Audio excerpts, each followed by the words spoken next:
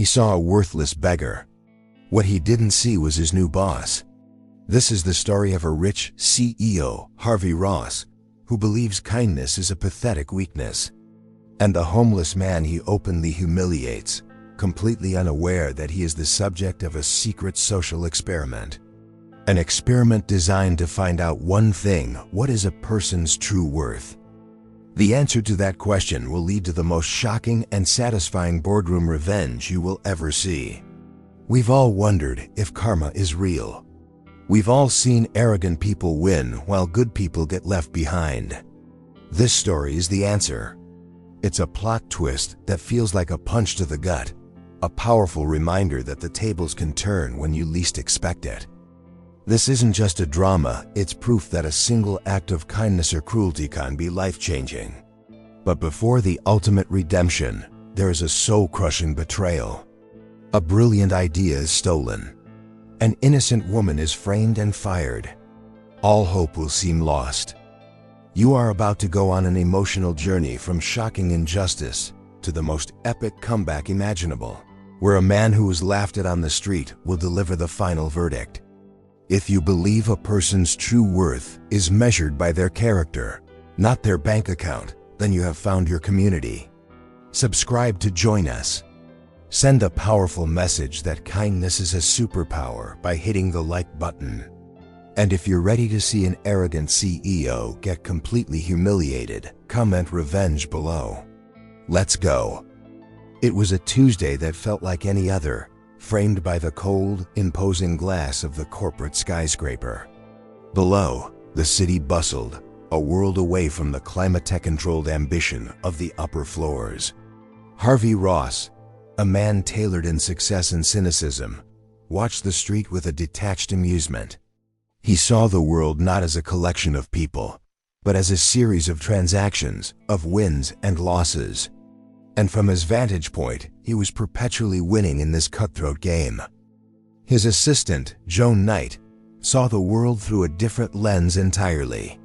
She noticed the details: Harvey missed the tired slump of the janitor's shoulders, the forced smile of the receptionist. And every day, she noticed the homeless man who sat near the entrance, a fixture of quiet dignity amidst the chaos.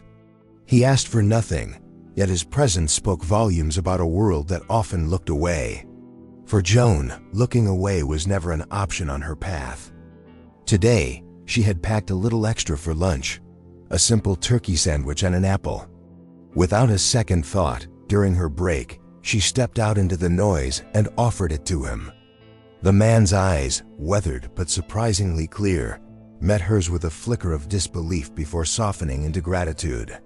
It was a small gesture, a moment of connection that cost her nothing but a sliver of her time, yet it felt more valuable than any deal.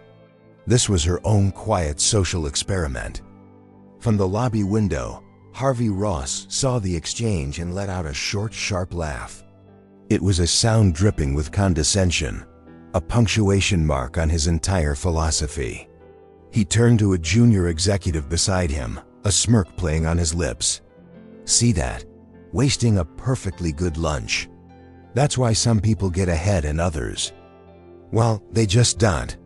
His words were loud enough for Joan to hear as she walked back inside, a casual cruelty designed to sting. The rich man couldn't comprehend the act. To him, kindness was a liability, a misallocation of resources. The homeless man, meanwhile, simply nodded at Joan, a silent acknowledgement that went deeper than words. He watched Harvey through the glass, his expression unreadable. A silent observer in a drama, he seemed to understand better than its main actor. This single moment was a critical part of an unseen kindness test. Joan felt the heat rise in her cheeks, the familiar sting of being misunderstood by a man like Harvey. But she held her head high. His laughter was a reflection of his own emptiness, not her actions. She knew her own worth, and it wasn't defined by the cold calculus of the corporate boardroom. Her simple act was an unexpected ripple in the pond, one that was about to become a tidal wave. This single act of judgment, this laugh from a so-called superior, was the trigger. Harvey, in his arrogant blindness, had no idea that this quiet, seemingly insignificant moment would soon shatter his entire world. He had just judged the judge, and the verdict for his life-changing karma was already being written. A shocking plot twist was set in motion by his own ignorance. Harvey Ross lived a life curated for envy, a testament to his own ruthless ambition. His apartment was a sterile masterpiece of glass and chrome overlooking the city, a fortress of solitude where emotions were an unwelcome guest. He drove a car that cost more than most people's homes and wore watches that were monuments to his success. He was the quintessential rich man, a CEO who had everything money could buy and nothing it couldn't. He truly believed this was the only way to live. He navigated his days with a practiced cynicism, a shield head forged in the fires of countless corporate battles. To Harvey, people were not collaborators, they were assets or liabilities, pawns on a chessboard where he was the self-appointed king. He believed empathy was a fatal flaw and that ruthlessness was the only language power understood. This philosophy had made him wealthy, but it had carved a hollow space deep inside him. His boardroom meetings were legendary displays of calculated aggression. He could dismantle a rival's argument with a few cutting words, or charm a potential investor with a smile that never quite reached his cold, analytical eyes. He saw every interaction as a game of leverage, a constant search for an opponent's weakness. This relentless pursuit of dominance was exhausting, but it was the only way he knew how to feel secure, a life-changing lesson he learned early on. This worldview was his armor, but it was also his cage. He had no real friends, only a network of transactional relationships. His romantic life was a series of temporary arrangements, devoid of any real connection or love story. He had built a kingdom of success, but he was its only inhabitant, a lonely monarch ruling over an empire of empty achievements. The silence in his luxury apartment was often deafening, a stark reminder of his isolation. He would often stand by his floor-to-ceiling windows at night, looking down at the blur of headlights and feel a flicker of something he couldn't name. It wasn't regret, not exactly. It was more like a phantom limb, the ghost of a humanity he had amputated long ago in the name of success. This was the unspoken drama of his life, a secret he kept even from himself, hidden behind the facade of the powerful CEO. This deep-seated belief that kindness was, for the weak, was about to be put to the ultimate test. He was so confident in his methods, so sure of his superiority, that he had become blind to the world around him. He couldn't see the value in people like Joan Knight, and he certainly couldn't see the silent figure on the street for what he truly was, a man of immense power, conducting a quiet social experiment. Harvey's entire identity was built on this foundation of cynical strength. He saw himself as a predator in a world of prey, and he was proud of it.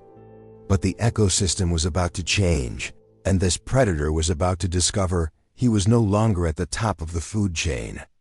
A shocking realization was just around the corner, waiting to strike when he least expected it. In stark contrast to Harvey's gilded cage, Joan Knight's life was a study in quiet resilience. She was brilliant, her mind sharp and her insights often years ahead of her colleagues, yet she was consistently overlooked, her contributions absorbed by the corporate machine and often claimed by others.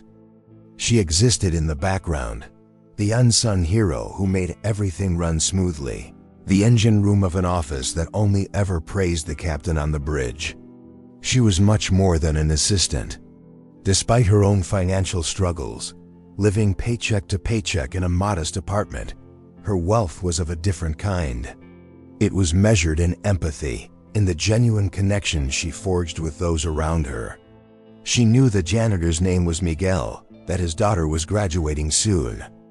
She asked the security guard about his weekend. For Joan, every person had a story, a universe of experiences that deserved to be acknowledged with unwavering dignity. This unwavering principle extended to everyone, without exception. The homeless man outside their office wasn't an inconvenience to her, he was a person. She didn't see a statistic or a problem to be ignored. She saw a human being weathering a storm, and her instinct was to offer a small umbrella of kindness, even if it was just a sandwich. This simple act was a reflection of her true worth, something no salary could ever define. Her colleagues, influenced by the office's cynical culture, often saw her kindness as naivety. They mistook her gentleness for weakness, her quiet competence for a lack of ambition. They couldn't understand why she would waste her time on people who, in their eyes, offered no strategic advantage. They were blind to the fact that her approach was not a weakness, but a profound and misunderstood strength. Joan's brilliance wasn't just in her empathy, it was in her work. She was meticulous, innovative, and possessed a deep understanding of their industry. The projects she quietly worked on were often the ones that brought the most success to the company, yet her name was rarely attached to the final presentation. She was the ghostwriter of Harvey Ross's career, a secret he was more than happy to keep. She carried her own private drama, the quiet struggle of knowing her value while the world refused to acknowledge it. But she never allowed it to make her bitter. Instead, she poured her energy into her work, believing that, eventually, integrity and quality would have to be recognized. It was a lonely belief to hold in such a cutthroat environment, but it was the core of who she was, a foundation that could not be shaken. This deep well of character was her greatest asset, though no one in that boardroom knew it yet. While Harvey was playing checkers, convinced he was a chess master, Joan Knight was operating on a different plane entirely. She wasn't just playing the game, she was quietly changing the rules, preparing for an unexpected turn of events that would vindicate her entire philosophy. The moment arrived during a team meeting, a public forum Harvey Ross often used as his personal stage. He was discussing efficiency and resource allocation, his voice booming with self-importance. Then, his eyes landed on Joan, and a cruel, opportunistic smile spread across his face. He saw a chance to make an example of her, to reinforce his philosophy of ruthless pragmatism in front of everyone. It was a calculated act of power. "Take Ms. Knight, for example," he began, the room falling silent. "She has a big heart, a very generous heart." The words were coated in a thick layer of sarcasm. "Just this morning, I saw her giving away her lunch to that homeless man who sleeps outside." A truly noble gesture. He paused for dramatic effect, letting the tension build. Ensuring all eyes were on a mortified Joan, the public humiliation was his goal. "But let's be clear," he continued, his voice turning sharp and cold. "Kindness doesn't pay the bills." The phrase hung in the air, an indictment of her character. "While you're wasting time and resources on charity projects, our competitors are closing deals. We are here to make money, not to run a soup kitchen. Your focus should be on the bottom line, not on the sidewalk." It was a shocking and brutal dressing down. Joan sat frozen, the eyes of her colleagues burning into her. Some looked away in secondhand embarrassment. Others watched with a grim fascination, glad the target wasn't them. The room was thick with a toxic mix of pity and fear. To be singled out and publicly humiliated by the CEO was a devastating blow, a clear message to everyone in the room about was and was not valued at this company. She wanted to be invisible, to shrink into her chair and disappear. But then, a quiet strength rose within her. His words were wrong. His philosophy was bankrupt. She looked back at him, not with defiance, but with a quiet, unshakable certainty that he was the one who was truly impoverished. This emotional moment was a testament to her resilience, a quiet battle being won in the face of public scorn. Harvey, mistaking her silence for submission, felt a surge of victory. He had asserted his dominance, reminded the room who was in charge, and put the sentimental assistant in her place. He saw it as a necessary lesson, a piece of corporate drama that reinforced the culture he wanted to build. He had no idea he was hardening the resolve of the one person whose integrity would soon decide his fate. The meeting continued, but the atmosphere had changed. The seeds of disrespect had been sown, and Harvey believed he had solidified his power. In reality, he had just revealed his greatest weakness, his complete inability to recognize true worth. He had humiliated Joan, but in doing so, he had unknowingly set the stage for his own downfall, a perfect setup for karma to play its hand. In the relentless pursuit of his next promotion, Harvey Ross knew he needed a game-changing win. The board was looking for innovation, a bold new direction, and he was determined to be the one to deliver it. The only problem was, his own well of ideas had run dry, replaced by a cynical focus on cost-cutting and aggressive takeovers. He needed a masterpiece, and he needed it now. It was a hunger that bordered on desperation. He knew exactly where to find one. For months, he had been vaguely aware of the side project Joan Knight was passionately working on in her own time. Had dismissed it as another of her pet projects, but had seen glimpses of her research, the intricate data models, and the revolutionary market strategy she was developing. He saw not just an idea, but a fully formed, brilliant concept. A concept that was ripe for the taking. The theft was as shameless as it was simple. He accessed her files on the shared server under the guise of reviewing her workload. He spent a weekend absorbing her research, memorizing her key talking points, and rebranding the entire project with his own name.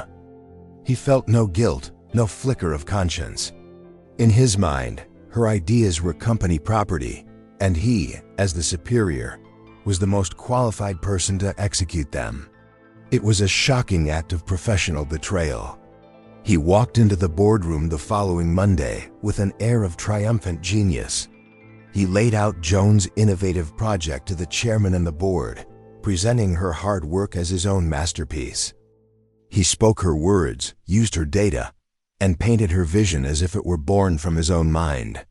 The board was captivated. They saw a bold, visionary leader, the very star they were looking to promote.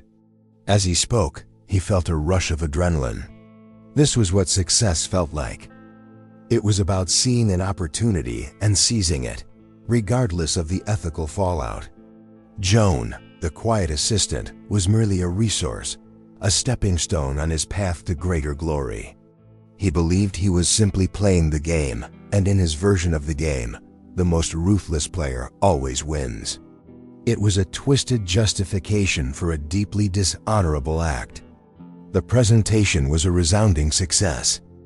The board members were visibly impressed, their murmurs of approval echoing in the grand boardroom. The chairman, an older imposing figure, looked at Harvey with newfound respect. Harvey had secured his victory, built on a foundation of lies and deceit.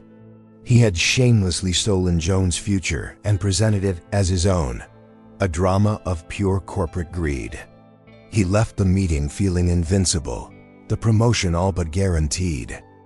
He passed Joan's desk on the way back to his office, giving her a patronizing nod as if acknowledging a lesser being. He didn't notice the quiet, knowing look in her eyes. He was so blinded by his ambition that he failed to see that this act of theft wasn't an ending.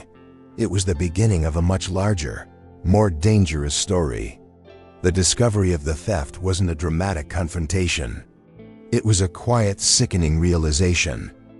Joan saw the project files on the presentation docket, stamped with Harvey Ross's name, and her heart sank. She opened the document and saw her own words, her own data, her own soul staring back at her, repackaged as his triumph. The betrayal was absolute, a cold blade twisting in her gut. Every late night, every ounce of passion stolen. For a moment, raw anger consumed her. The urge for revenge was a fire in her veins. She could expose him, create a scene, march into the boardroom, and reveal him for the fraud he was. The drama would be immense, a corporate scandal that would bring him down. But as the initial wave of rage subsided, it was replaced by a deeper, more profound clarity. That wasn't her way. Such a victory would feel as hollow as his. She chose integrity over revenge. Her work was more than just a project, it was a reflection of her capabilities, her vision. She made a quiet, resolute decision the work would speak for itself. She knew its strengths, and more importantly, she knew its hidden weaknesses, the tiny details and complex assumptions that only its true creator could possibly understand. This knowledge was her power, her secret weapon. This quiet confidence began to unsettle Harvey. He expected tears, accusations, a messy, emotional outburst. But he got none. Joan continued her work with a calm, unnerving professionalism. Her silence was more unnerving than any scream. He started to watch her, trying to decipher the look in her eyes. Was it defeat? Or was it something else, something he couldn't quite comprehend? Her grace was a mystery he couldn't solve. He'd start to see her in meetings, her gaze steady, her posture confident. She would answer questions directed at others with a precision that was startling, showing a depth of knowledge that began to make him sweat. He was the one with the title, the one who had given the presentation, but she was the one who held the real authority of knowledge. The power dynamic was subtly, terrifyingly, beginning to shift. This psychological battle was a silent one, fought in the spaces between conversations and in shared glances across the office. Joan knew that a direct accusation would be her word against a powerful CEO's. It was a fight she would likely lose. Instead, she chose to play a longer game, a test of competence and truth. Her refusal to be a victim was, in itself, an act of defiance. Harvey, used to predictable reactions, found himself completely thrown. Joan's refusal to break, her quiet and dignified strength, was something his cynical mind couldn't process. He had stolen her work, but he hadn't stolen her spirit. In fact, he had ignited it. And as her quiet confidence grew, a seed of doubt began to sprout in his own mind, a fear that his perfect crime was not so perfect after all. One afternoon, as Joan was leaving the office, her mind heavy with the weight of Harvey's betrayal, she walked past the homeless man. He was sitting in his usual spot, but today, he looked at her with an unusual intensity. As she passed, he spoke, his voice raspy but clear. "The lion who steals the kill doesn't know how to hunt," he said, not looking at her directly. The words were cryptic, yet they struck a chord deep within her. She paused, turning to face him. He was looking at a discarded newspaper, but she knew the message was for her. He continued, "He presented the numbers, but he doesn't understand the story behind them. A flaw in the foundation will bring the whole house down." It was a strange, almost prophetic statement from a man most people considered invisible. An unexpected piece of wisdom from the most unlikely of sources. Joan went home, the man's words echoing in her mind. A flaw in the foundation. She knew exactly what he meant. There was a single complex data set in her project, one based on a volatile emerging market trend. She had included it as a high-risk, higher-word variable. It was a detail Harvey, in his superficial understanding of her work, would have glossed over, presenting it as a certainty instead of the calculated gamble it was. That night, fueled by a new sense of purpose, she dove back into her original files. The man's cryptic advice had given her an idea. She couldn't expose Harvey's theft directly, but she could save the projectand, the multi-million-dollar account attached to it, from his ignorance. She began working on a contingency plan, a secret addendum that would correct the potential error before it could derail everything. She worked tirelessly, preparing a supplementary report that addressed the volatility Harvey had ignored.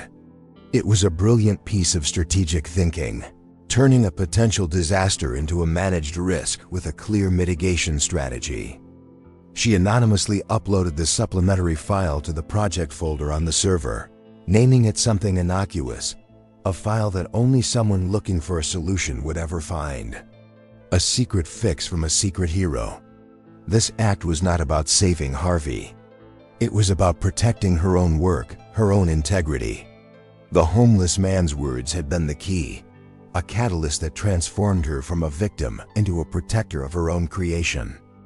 It was a bizarre and unexpected alliance, A moment of clarity delivered from the streets, not the boardroom. It was a plot twist in a story that was becoming more complex by the day. She felt a renewed sense of control. Harvey could steal the credit, but he couldn't steal her intellect or her foresight. The homeless man had not just given her advice, he had reminded her of her own power. She was the one who knew how to hunt, and she was now secretly, silently, guiding the path of the entire project from the shadows, an unseen force of competence. The inevitable happened a week later. The client, a sharp-eyed investor known for his due diligence, called an emergency follow-up meeting. He had spotted the very same volatility in the market data that Joan had prepared for. The boardroom was tense. A flaw had been found in Harvey's masterpiece, and the multi-million-dollar account was hanging by a thread. Harvey started to sweat, his superficial knowledge completely exposed. He fumbled for answers, trying to bluff his way through the technical questions. The investor was not impressed. Just as it seemed the deal was about to collapse, a junior analyst, tasked with supporting Harvey, mentioned finding a supplementary file. A contingency analysis. Harvey, baffled but desperate, told him to bring it up. On the screen flashed Joan's secret report, a flawless, elegant solution to the exact problem at hand. Harvey, reading her words for the first time, presented the solution as if he had prepared it all along. He spoke of risk mitigation and strategic foresight, parroting her analysis with a newfound confidence. The investor was incredibly impressed. Not only had they identified the problem, but they had a brilliant solution ready to go. The project's execution was deemed flawless. The account was saved, and Harvey was hailed as a genius.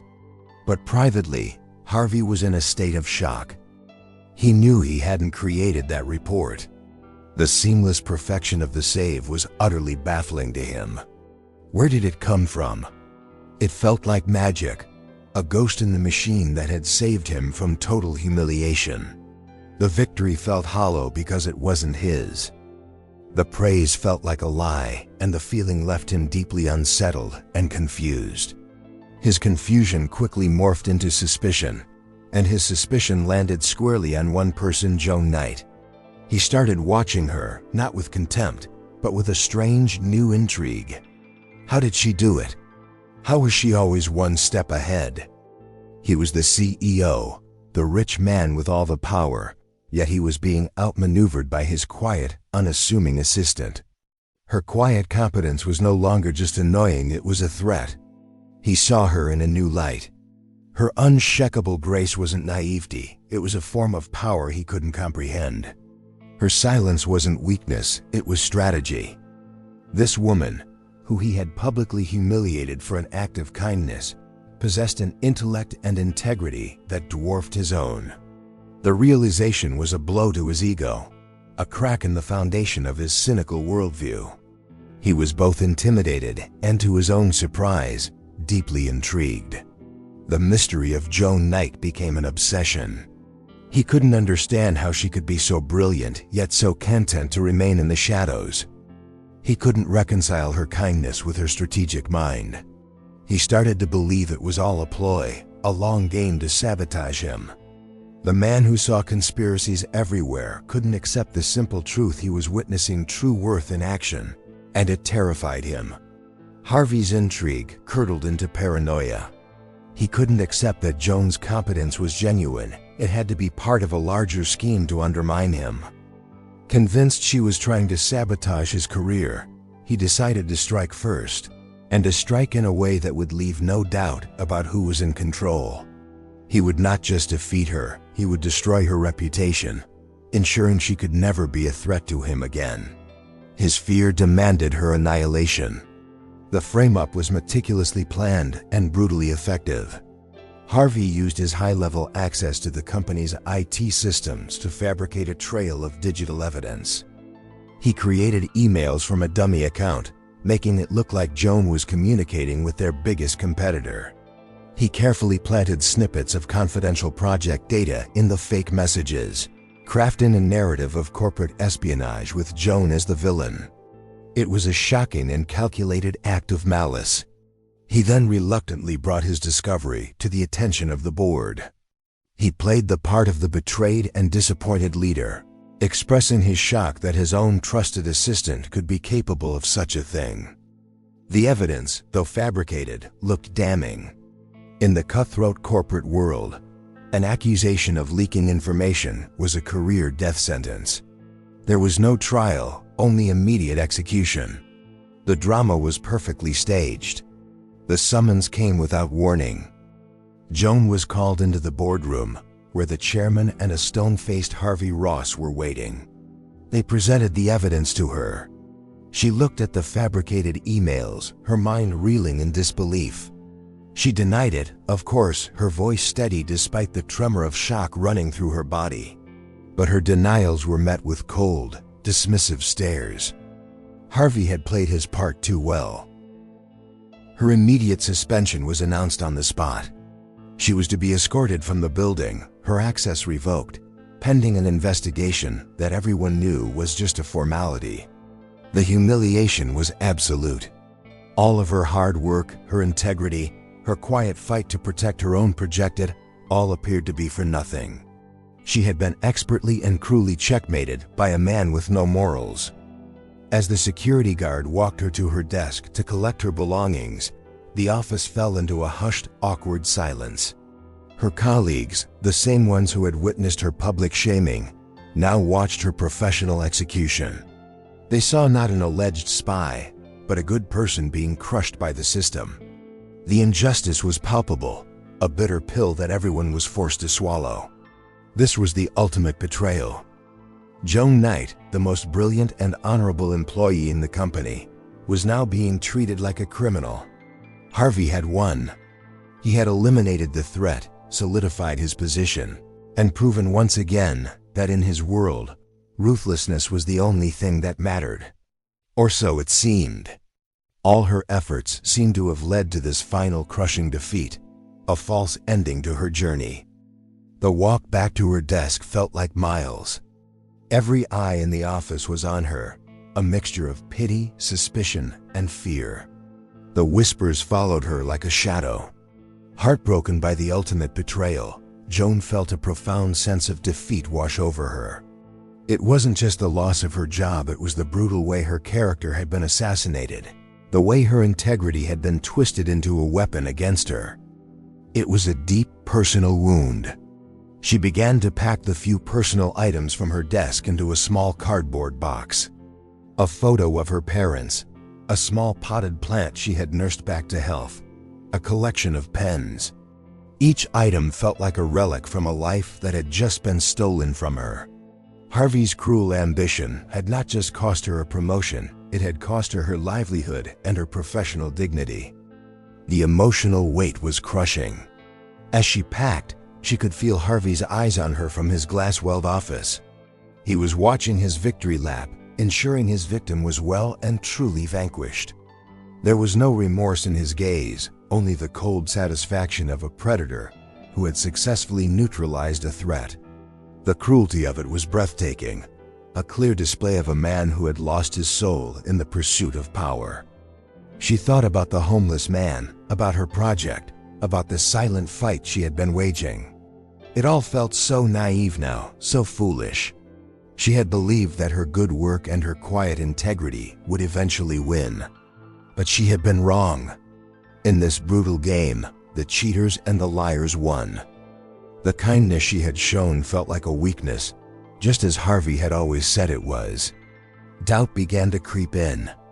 The security guard stood by, an awkward sentinel to her humiliation. She didn't cry. The pain was too deep for tears. It was a cold, hard knot in her stomach, a feeling of utter powerlessness. She had played by the rules in a game where the most powerful player made his own.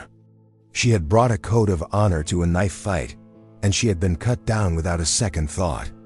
With the box in her arms, she took one last look at the office. It was a place where she had poured so much of herself, her intellect, and her passion. Now it was just a room full of strangers. The loss was immense, not just of a job, but of a belief in fairness and justice. Her journey, it seemed, had ended here in this moment of total and complete defeat. This was her lowest point, the falsa derrota in her harrowing story. Everything was lost. As Joan walked out of the building for the last time, the glass doors sliding shut behind her, it felt like a final definitive end. In one word, how does Harvey's betrayal make you feel? Let us know in the comments. This emotional drama is reaching its lowest point, a testament to his ruthless ambition. With Joan gone, the path was clear. The official promotion Harvey coveted was announced the very same afternoon. He was named a new senior vice president, a position that came with a corner office, a significant pay raise, and even more power. His colleagues offered their congratulations, their smiles a mixture of genuine admiration and thinly veiled fear. He had reached the summit he had been climbing toward for years. He stood in his new, larger office, looking out at the city skyline. This was the moment he had sacrificed everything for. He had lied, cheated, and destroyed an innocent person's career to get here. He should have felt ecstatic, a sense of triumphant accomplishment. Instead, a strange and unwelcome feeling began to settle in his chest emptiness. The victory felt hollow, a ghost of the satisfaction he had expected. The celebration that evening was a lavish affair, filled with expensive champagne and forced laughter. Harvey was the man of the hour, surrounded by people who wanted something from him. He smiled, shook hands, and played the part of the gracious winner, but he felt a profound sense of disconnection. He was completely alone in a room full of people, a monument to his own ambition. Later that night, back in his sterile, silent apartment, the hollowness grew. There was no one to share his victory with, no one who truly knew him. He had pushed away anyone who might have cared, seeing them as distractions or weaknesses. Joan, with her quiet integrity and surprising strength, was the last person who had made him feel anything real, even if it was paranoia and intrigue. And now he had cast her out. His ambition had been a voracious fire, consuming everything in its path, including his own humanity. He had become a caricature of success, the rich man in the empty castle, morally bankrupt and utterly alone. The promotion wasn't a prize, it was a confirmation of his isolation. He had won the game, but in doing so, he had lost himself. A truly emotional and Pyrrhic victory. He looked at his reflection in the dark glass of his window. The face staring back at him was that of a stranger, a successful CEO with cold, empty eyes. He had paid the ultimate price for his promotion, and the cost was his own soul. The victory wasn't sweet, it was bitter, the taste of ashes in his mouth. He had gotten everything he thought he wanted, and it was worth nothing. This moral bankruptcy was the true outcome of his ruthless strategy. He had climbed to the top of the corporate ladder only to find that it was leaning against the wrong wall.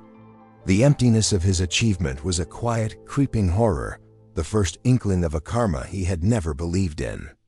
And the full weight of that karma was about to be delivered in the most public and shocking way imaginable. The next morning, an unexpected email landed in the inbox of every senior staff member.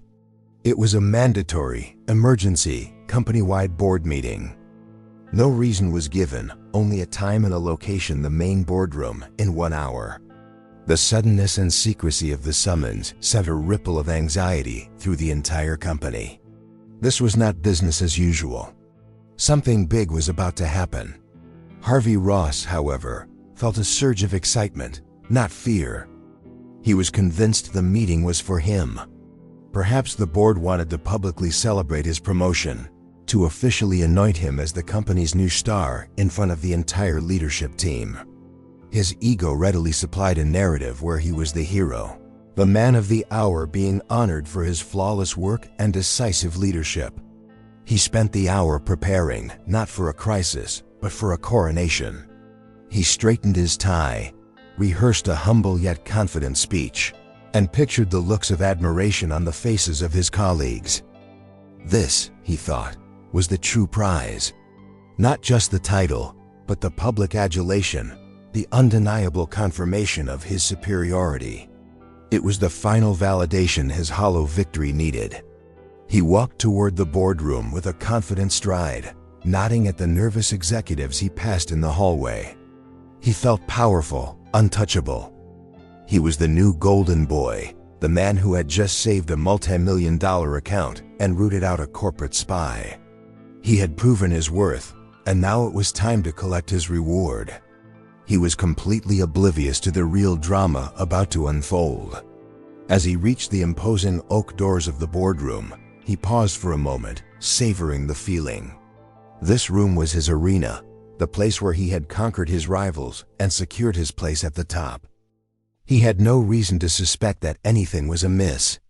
His paranoia had been focused entirely on Joan, and with her gone, he believed all threats had been neutralized. What a shocking miscalculation. Inside, the entire senior leadership team was already assembled, their faces a mixture of confusion and apprehension. The atmosphere was thick with tension. The CEO and the other board members were seated, their expressions grim and unreadable. The stage was set, but Harvey had completely misunderstood the play he was in. He was not the hero, he was the villain, and this was the final act. He walked in, a confident smile fixed on his face, expecting to be celebrated as the company's new star. He scanned the room, ready to take his seat at the head of the table, the seat of honor. He was blinded by his own arrogance, deaf to the silent alarm bells ringing all around him. He was about to step onto the biggest stage of his life, completely unprepared for the role he was about to play. The boardroom doors swung fully open, and Harvey Ross took a step inside, his smile faltering on his face. He froze, every muscle in his body went rigid. His mind struggled to process the scene before him, a scene so impossible, so utterly reality-bending, that it felt like a hallucination. The confident stride, the smug certainty, it all evaporated in an instant of pure, undiluted shock. It was a true plot twist. There, at the head of the long, polished table, in the seat reserved for the ultimate authority, was a man he recognized. But it was impossible. The man was dressed in a perfectly tailored, expensive suit. His face was clean-shaven, his gray hair was expertly styled, and he radiated an aura of calm, immense power. Yet, underneath the veneer of wealth and authority, the eyes were the same. They were the eyes of the homeless man. A collective gasp went through the room as the company's CEO stood up. "Everyone," he announced, his voice steady, "I'd like you to meet Mr. Arthur Vance." He gestured toward the man at the head of the table. "As of this morning, Mr. Vance has acquired a majority stake in our company. He is our new chairman and the ultimate decision-maker here." The revelation landed like a physical blow. Harvey just stood there, his mouth slightly agape, his world tilting on its axis. The homeless man he had ridiculed, the man he had sneered at for being a waste of time, was now his boss. The ultimate boss. The man who held his entire career, his entire life, in the palm of his hand. The sheer, shocking irony of the situation was a concept too vast for his mind to immediately grasp. His reality had been completely rewritten. Arthur Vance, the new chairman, let his calm, intelligent gaze sweep across the stunned faces in the room.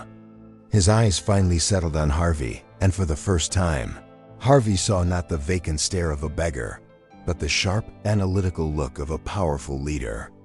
There was no anger in that gaze, just a kind of profound, quiet disappointment. The ultimate reversal of status was now complete and undeniable. The man he had judged as worthless was, in fact, the most powerful person he had ever met. The tattered coat and weathered face had been a disguise, a secret identity for a man testing the very soul of the company he was about to own. The entire charade, the quiet observation from the street corner, had all been a long, elaborate kindness test. A social experiment with the most shocking results. Harvey felt the floor drop out from under him. Every cruel word, every condescending smirk, Every moment of his arrogant behavior flashed through his mind. He hadn't just been unkind to a beggar, he had failed the most important test of his life, administered by the one man he should have been trying to impress. The humiliation was deeper and more absolute than anything he had ever imagined. The silence in the boardroom was absolute, thick with disbelief and a dawning sense of dread. Arthur Vance, the new chairman, let the silence hang for a moment longer before he began to speak. His voice was not loud, but it carried an authority that commanded total attention.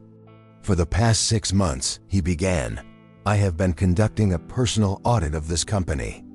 Not of its finances, but of its character. He explained that he had been working undercover, not as a homeless man out of necessity, but as a social experiment to find employees with true worth. He wanted to see how people behaved when they thought no one of importance was watching. A company's greatest asset isn't its stock price, he said, his eyes scanning the room. It's the integrity of its people. I wanted to find the leaders, not the bullies. His gaze then locked onto Harvey Ross, who looked like he might collapse. Mr. Ross, the chairman said, his tone turning colder, you provided me with a wealth of data. He proceeded to lay out Harvey's transgressions in front of the entire leadership team, exposing his lies with surgical precision.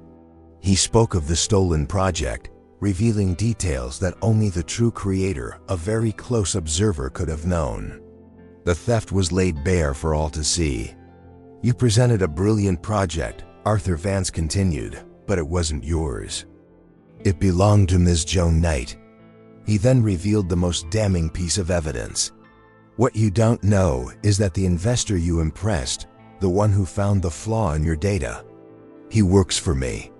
That was the final part of the test. A test of your knowledge. And you failed. The revelation was another shocking blow. The chairman didn't stop there.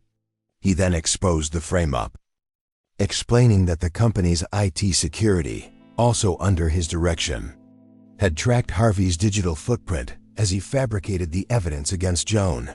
You not only stole her work, but you tried to destroy her life to cover your tracks, he said. His voice laced with contempt. That is not leadership. That is cowardice. Harvey stood there, stripped bare in front of his peers. Every lie, every shortcut, every cruel act was being held up to the light. The man he thought was a genius strategist was revealed to be a petty, insecure fraud. The humiliation was a fire, consuming what was left of his pride. There was nowhere to run, nowhere to hide. His perfect corporate world had become his personal courtroom, and the judge was the man he had mocked. The entire leadership team watched, their faces a mask of shock and dawning understanding. They were witnessing a masterclass in karma, a real-time delivery of justice that was as brutal as it was deserved. The chairman had not just exposed a liar, he had exposed the toxic culture that had allowed a man like Harvey to thrive. This was not just a firing, it was an exorcism.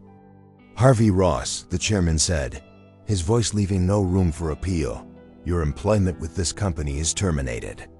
Effective immediately. The words were a gunshot in the silent room. In a shocking status reversal that no one could have predicted, the newly promoted star, the CEO-in-waiting, was fired on the spot.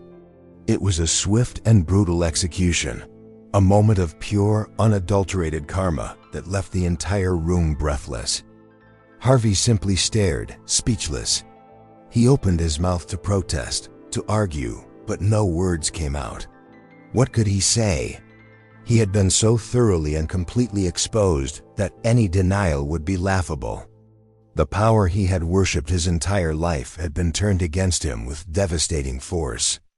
He was no longer the rich man, the powerful CEO. In that moment, he was nothing.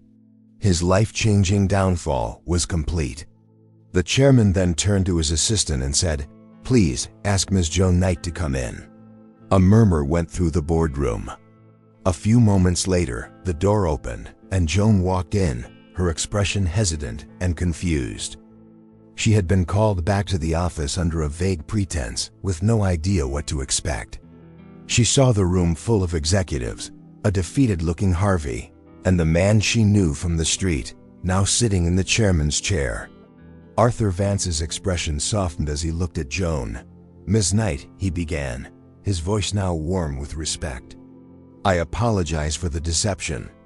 For the past 6 months, you have been the only person who treated me with dignity and kindness. You passed a test you didn't even know you were taking." He then turned to the stunned board members. "This is the character I was looking for. This is the leader this company needs." And then, in front of everyone, he did the unthinkable. "I am hereby promoting you to the high-level executive position of Vice President of Innovation," he announced. "The position Mr. Ross stole from you. The project was your vision, and you will be the one to lead it." He gave her the job, the recognition, and the justice she so profoundly deserved, all in one life-changing moment of redemption.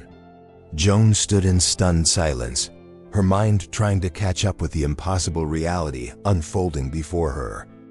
The homeless man was the chairman. Her name was cleared. She was being promoted to the job of her dreams.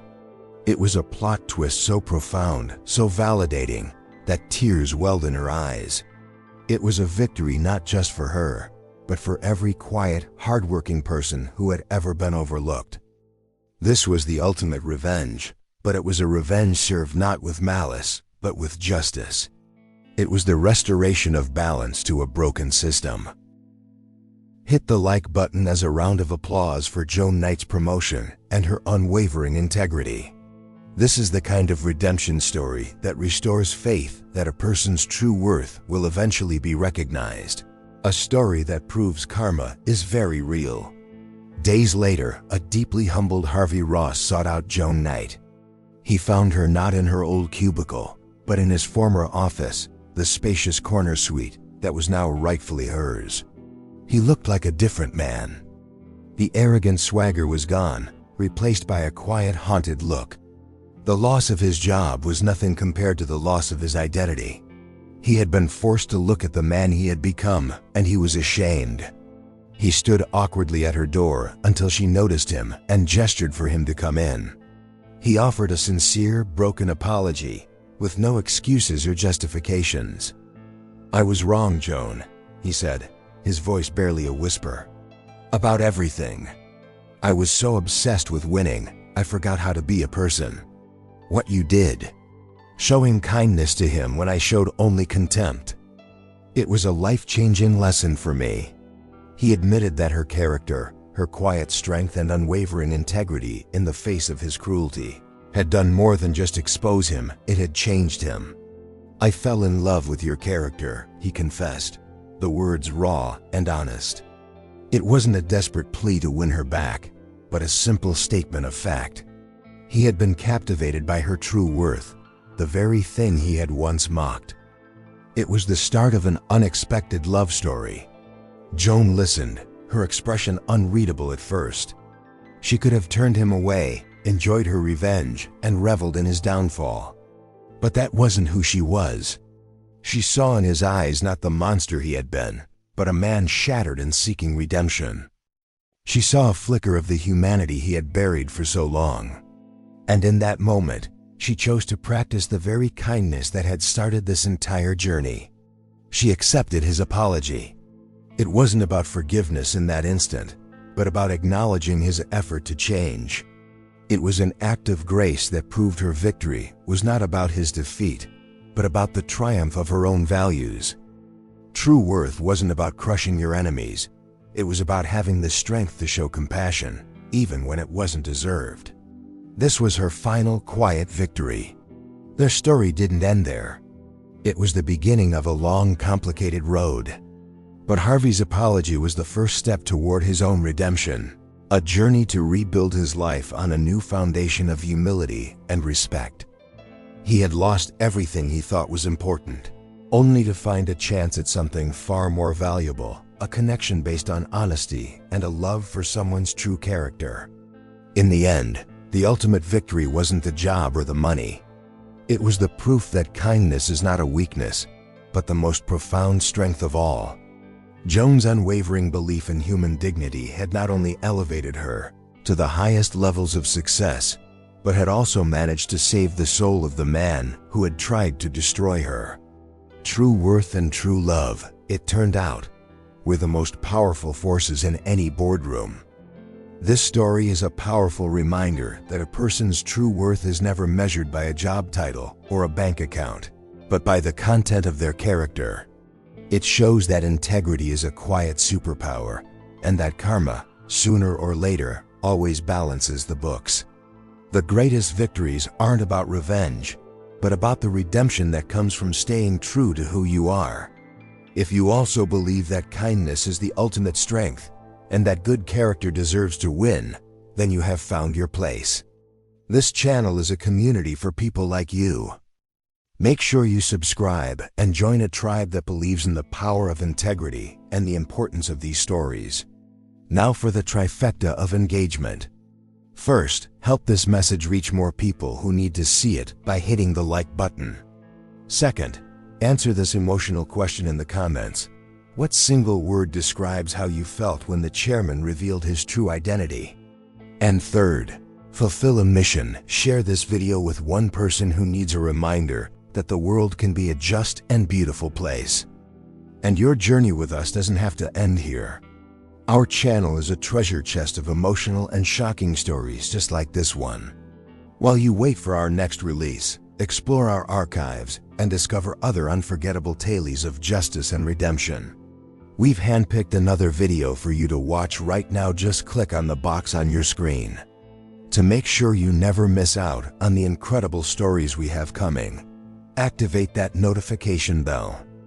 You won't want to be left out of the next emotional journey we take together. We have so much more to share, and the next plot twist is just around the corner.